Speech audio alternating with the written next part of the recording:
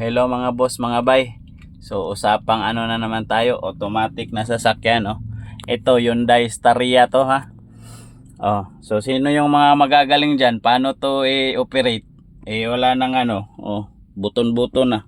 Park, reverse, neutral, drive. Tapos ano na? Tawag dito.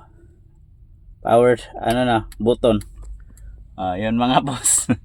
So ako, ganito lang ang gagawin ko. Apak muna ng brake. Tapos ano mo to, pindutin mo to. Yan. Ano na siya? Di ba mga boss? Ganun lang. Tapos pag tawag dito, pag papa-atras na kayo or mag-drive na kayo, apak pa rin kayo ng brake. Tapos pindutin nyo to, yung park dito. Yan. So ready for drive na. So pindot ka na dito.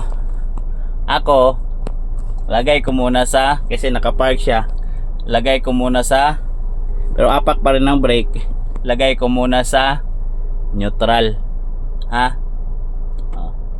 Oo. So paglagay ko sa neutral, lock lahat yung ano, lock lahat yung tawag dito, mga central locking. So nakalock ya lahat yung mga pintuan. So dyan ako maglalagay sa reverse or drive kung nag-drive. Ito naka-parking ako ngayon. So lagay ko muna sa reverse para mag-backing. Di ba? Lagay ko reverse. Pwede na ako mag-reverse. Naka ano na. So kung mag-drive na naman ako, lagay ko ulit sa neutral para magano siya, marirelease yung tawag dito, yung pressure dun sa transmission niya. So naka neutral na, so drive na naman. So yun lang mga boss, mga bay. So park muna tayo kasi may inaantay tayo mga boss. So comment down below kung ano yung mga ano nyo rin, tawag dito, handbrake natin. Ano muna natin, handbrake.